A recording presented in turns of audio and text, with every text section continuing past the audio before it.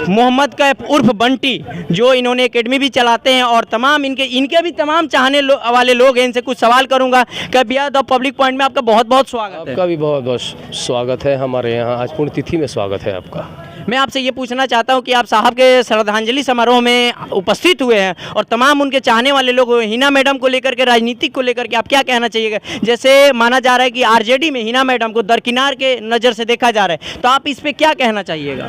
ये दरकिनार आरजेडी क्या हम लोग दरकिनार करेगी और कोई क्या हमें दरकिनार रहेगा। आरजेडी अपना काम कर रही है, हम लोग अपना काम कर रहे हैं। आज पुण्यतिथि में कार्यकर्ताओं के द्वारा यह आयोजित प्रोग्राम रखा गया था। हिना मैडम के द्वारा, हिना मैडम के फैमिली के द्वारा, किसी के द्वारा नहीं रखा गया था। कार्यकर्ताओं ने रखा था। जोशो खरोश के साथ लोगों ने हज़ारों हजार की तादाद में जनसैलाब की तरह पुण्यतिथि में आए। तो दरकिनार करने का जो मामला आपने बता रहे हैं, तो उससे कोई फ़र्क पड़ने वाला नहीं है। और आरजेडी हो या फिर जदयू हो, कोई भी हो, उससे क्या हमें लेना देना है। कल भी हम अपना यहाँ जब भी देखिए, ये जो लड़ाई जब लड़ते थे ना साउद्दीन साहब शुरू से ही, तो आरजेडी के बैनर तले नहीं लड़ते थे। वो खुद की लड़ाई लड़ते थे, खुद की पहचान थी, खुद की के वो रॉबिन हुड सिवान के थे, सिवान के बाहुबली थे। वो बाहुबली थे जो आपने मूवी भी देखा होगा, गरीबों का मसीहा, गरीबों की आवाज़। जहाँ कमज़ोर लोग पड़ते थे वहाँ खड़े हो जाते थे चीन की दीवार की तरह। तो ये सब जो चीज़ें हैं, आज नहीं चाहे कल भी या परसों भी साउद्दीन साहब के लोग। मैं आपसे ये पूछना चाहता हूँ, अगर आरजेडी अगर हिना मैडम को टिकट नहीं देती है 24 के लोकसभा चुनाव में, तो आप लोगों का समर्थक का स्टैंड क्या होगा आरजेडी को लेकर के और हिना मैडम को लेकर के, आप इसको साफ कर दीजिए। देखिए, अभी ये भविष्य काल की बात है। अभी तो हम लोग घूम रहे हैं, सिवान में घूमेंगे। अब ये काफ़िला भी गया था ढाका के लिए, छपरा के लिए भी काफ़िला गया था। लोगों को उसी में दिख गया था लोगों का जनसैलाब। तो अभी ये शुरुआत है। और रहा सवाल कि आरजेडी हिना मैडम का क्या होगा, तो हिना मैडम का कुछ नहीं होगा। जनता जो कहेगी, जनता जो चाहेगी, अगर जनता चाहेगी कि चुनाव प्रक्रिया में हम लोग निर्दलीय आएँ, तो निर्दलीय भी आएंगे। अगर जनता चाहेगी लालू यादव जी घर आएंगे, मैडम के पास आके बात करेंगे, समझौता हो जाएगी, तो पार्टी से भी लड़ सकते हैं, महागठबंधन से भी लड़ सकते हैं। अभी मैडम का भी क्लियर कुछ भी नहीं हुआ है। लेकिन हम अपनी तैयारी को मुकम्मल तौर पर देखें तो एक तैयारी में हम लगे हुए हैं। पार्टी की इच्छा नहीं सोच रहे हैं, पार्टी के बारे में सोच भी नहीं रहे हैं, कोई पार्टी के बारे में सोच रहे हैं। पहले अपने लोगों से मिल रहे हैं, लोगों का जनसंपर्क, लोगों का जो सहानुभूति मिल रहा है, तो वो पार्टी से ज़्यादा मिल रहा है। तो इस तरह से मान के चलिए कि हम लोग लड़ाई में कूद चुके हैं। इनका साफ कहना है कि किसी पार्टी से टिकट मिले या ना मिले, हम लोग अपने पहले समर्थक के पास जाकर के उनका मन जानेंगे। और हमारे जितने को सुना, और बहुत बड़ी संख्या में टाउन हॉल में तमाम लोग मौजूद है, उन्हीं में से एक और एक उनके समर्थक है जो पहुंचे हुए हैं। आप क्या कहना चाहिएगा इस पे। हम क्या कहें, सब लोग जितने भी समर्थक हैं, हम भी समर्थक ही बन के आए हैं। हम उनको चाहते हैं, दिल से चाहते हैं। इसके बारे में क्या कहें। उनकी जो भी है, उनका जो विकास है सिवान में गुजर रहा है। हम भी एक ब्राह्मण हैं, ब्राह्मण होते हुए लोग कहते हैं ना कि वो ब्राह्मण को नहीं चाहते, लेकिन ब्राह्मण को जितना दिल से चाहते थे उतना कोई नहीं चाहता। ब्राह्मण को जितना हमारे साहब चाहते थे उतना कोई नहीं चाहता था। इसलिए हम आए हैं आज यहाँ उनकी द्वितीय श्रद्धांजलि में। क्या कहें आपसे। देखिए, उनके तमाम लोग कह रहे हैं कि साहब के जितने भी मौजूदा लोग हैं, बहुत उन्होंने काम किया और वो सर्व जात को लेकर चलते थे। और उनके तमाम समर्थक यहाँ पे मौजूद हैं, उन लोगों से भी बात करने की कोशिश करूँगा। आप क्या कहना चाहिएगा, द्वितीय श्रद्धांजलि में आप लोग साहब के पहुँचे, आप क्या कहना चाहिएगा। श्रद्धांजलि तो उनको आज भी वो जीवित हैं, उनका रूह आज भी सिवान के लिए मैंने सब कुछ कर रहा है। सब लोग, पूरे बिहार का लोग, सभी साथी लोग उनके श्रद्धांजलि सभा में उपस्थित हुए। और हम तमाम लोग उस परिवार के प्रति एकदम मैंने खड़े हैं कि सबको जो है सो सम्मान देते थे। वो पार्टी लाइन से भी ऊपर उठ करके वो एक व्यक्ति थे जो बिहार को कौन कहे, पूरे देश में वो तीसरा व्यक्ति थे जो विकास में उनका अग्रणी भूमिकाएं होती थी। वो पूरे देश में तीसरा मैंने सांसद थे विकास पुरुष में। इनका कहना है कि बिहार में पूरे तीसरे सांसद थे विकास पुरुष पूरे देश में वो तीसरे व्यक्ति थे जो विकास पुरुष के नाम पर स्थापित किए गए। पूरे देश में तीसरे वैसे पुरुष थे। उनके समर्थक का कहना था कि वो विकास पुरुष के नाम से स्थापित किए गए। और आप क्या कहना चाहेंगे। बस यही कहना चाहें। आप तो ये सुन लिए कि वो हमारे देश के तीसरे ऐसे पुरुष थे ना जी। लेकिन हम लोग ये जानते हैं सीवान जिला में ऐसा कोई माने ऐतिहासिक कोई काम हुआ हो, ऐतिहासिक, तो किसने किया है?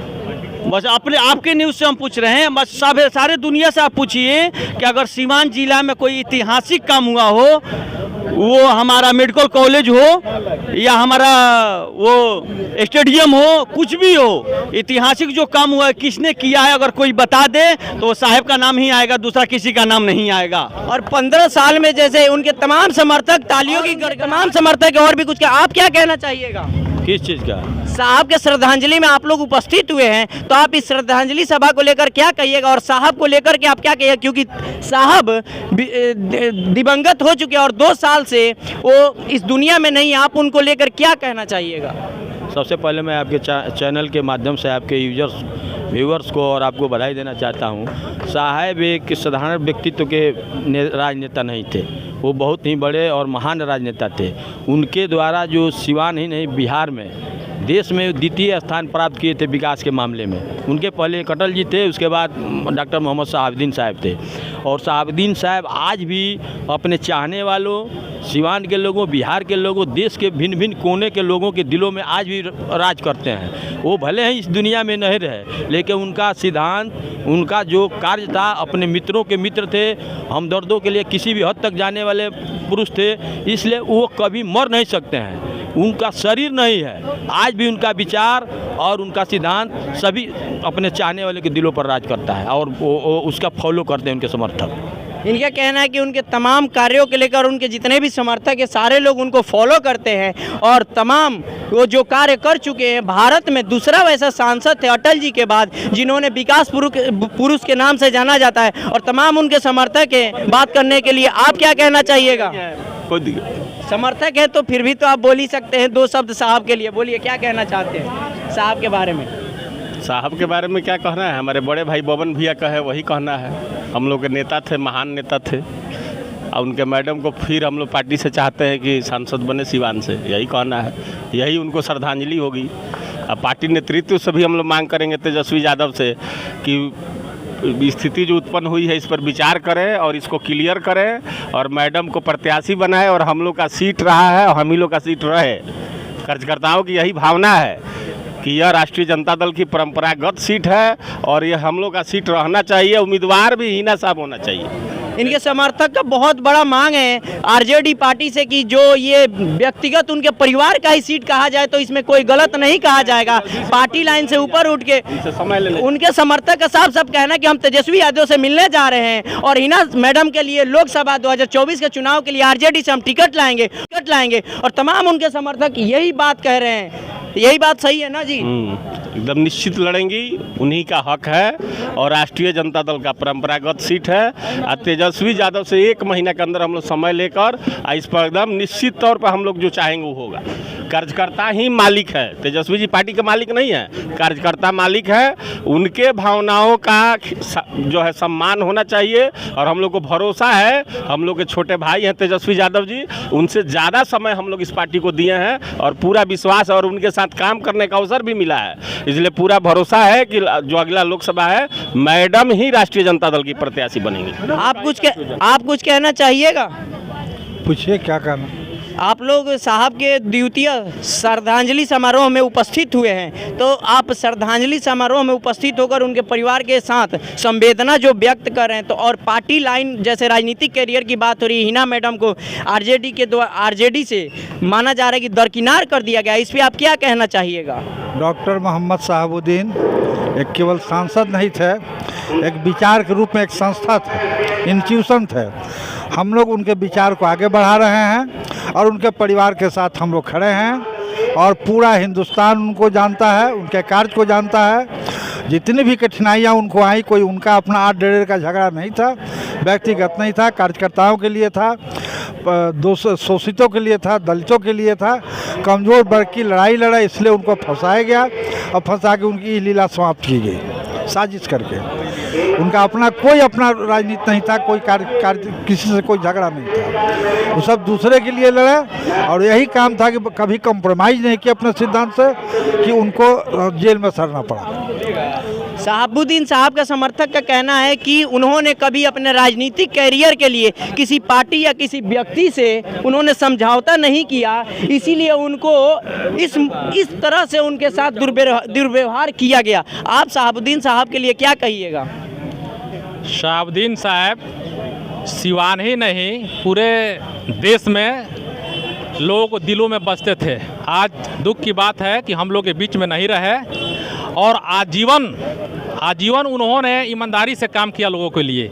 उनके मन में कोई वैमनस्य नहीं रहा और पूरे सिवान जिला को वो डेवलप बहुत बड़ा योगदान है। आज जो भी काम आप देख रहे हैं सिवान में, मेडिकल को इंजीनियरिंग कॉलेज हो, चाहे टाउन हॉल हो, चाहे कॉलेजेज हो, चाहे हॉस्पिटल्स हो, उसमें जो उन्होंने काम किया आज तक कोई किया नहीं है अभी तक ले। हम लोग की ज़िंदगी में हम लोगों ने तो नहीं देखा कि कोई किया है। अन्य जिला में अभी हम लोग जाते हैं तो ऐसा विकास कार्य नहीं मिलता है। उनका सपना था एक सुंदर सिवान बनाने का, एक विकसित सिवान बनाने का, लेकिन संजोग से हम लोग के बीच में नहीं रहे। वो आज रहते तो यहाँ पर मेडिकल कॉलेजेज भी बन गया था, उसमें लोग पढ़ रहे थे। जिस तरह से इंजीनियरिंग कॉलेज उन्होंने बनवाया, आज सैकड़ों छात्र उसमें से पढ़ करके नौकरी कर रहे हैं। उसी तरह मेडिकल कॉलेज भी बन गया था, उससे कितना यहाँ से डॉक्टर पैदा हुए रहते हैं, लेकिन संजोग से हम लोग के बीच में आज नहीं है। आज उनकी पुण्यतिथि है और उन्हीं को हम लोग श्रद्धांजलि मनाने के लिए हम लोग इकट्ठे हुए हैं। उनके तमाम समर्थक, उनके चाहने वाले लोग यहाँ पे और भी मौजूद है। आप क्या कहना चाहिएगा? सबसे पहले मैं आपके चैनल को धन्यवाद देता हूँ। शहाबुद्दीन साहब इस देश के बहुत बड़े नेता थे और उनका विचार और उनका सिद्धांत आज भी जिंदा है। और उसी को लेकर ये सारे लोग, चाहे जितने भी लोग यहाँ आए हैं, उनके सिद्धांत, उनके विचार पर सब लोग यहाँ आए हैं। धन्यवाद। आप देख रहे द पब्लिक पॉइंट में आपके संग प्रिंस मिश्रा। एक बार मैं अपने जितने भी यहाँ पे कैमरामैन से चाहूँगा जितने भी उनके समर्थक हैं उनको एक बार दिखाने की कोशिश कर। तमाम लोग यहाँ पे मौजूद है और यहाँ पे शहाबुद्दीन साहब का एक होर्डिंग भी लगा हुआ है। उनसे कहूँगा कैमरामैन से कि एक बार होर्डिंग को सिर्फ दिखाएं, जूम कर कर दिखाएं कि उनके दर्शन उनके समर्थकों तक जो श्रद्धांजलि सभा में नहीं पहुँचे हैं वो भी देख ले शहाबुद्दीन साहब को एक बार फिर से। और तमाम लोग यहाँ पे मौजूद है, साहब के जितने भी समर्थक हैं, और बहुत भीड़ में तांता लगा। यहाँ पे बहुत सारे मौजूद हैं। यहाँ पे अंदर सभाएं चल रही थी और बहुत सारे लोग यहाँ पे मौजूद हैं। आप क्या कहना चाहिएगा साहब को लेकर के? साहब एक बहुत नेकदिल इंसान थे और एक वो शहाबुद्दीन साहब एक शख्स नहीं है, वो एक आइडियोलॉजी है, ठीक है, एक सिद्धांतवादी हैं। शहाबुद्दीन साहब एक सिद्धांत थे और यहाँ का सिवान का विकास किए। आप और कुछ कहना चाहिएगा उनको लेकर के? और पार्टी लाइन में जैसे माना जा रहा है कि उनके परिवार को आरजेडी से दरकिनार किया गया, इस पर आप क्या कहना चाहिएगा? और साफ साफ मैसेज आप उस पार्टी को क्या देना चाहिए? क्योंकि अगर आपके जो चाहने वाले लोग हैं उनके, अगर आपके करीबी को वो चीज़ ना मिले और जिनको आप दिल से चाहते तो आप उनको तो कभी एक्सेप्ट कर ही नहीं सकते हैं। देखिए हम लोग बहुत छोटे कार्यकर्ता हैं, ठीक है, ये पार्टी आला कमान का है और हमारी वरिष्ठ नेत्री हिना साहब इसका डिसीजन लेंगी। हम लोग आज शोक संदेश में आए थे, सारे जितने भी उनके चाहने वाले लोग हैं वो उनके लिए समर्पित थे। आज उन पर माल्यार्पण किया गया और उनके जितने भी विकास कार्य किए हैं सिवान में, वो सारे सिवान की जनता अपनी आंखों से देखती है। जहां आज उनका प्रोग्राम था वहां भी उन्हीं का विकास किया गया है। इंजीनियरिंग कॉलेज है, डीएवी कॉलेज है, जो भी विकास मॉडल किया गया सिवान में सिर्फ और सिर्फ मरहूम डॉक्टर मोहम्मद शहाबुद्दीन साहब किए थे।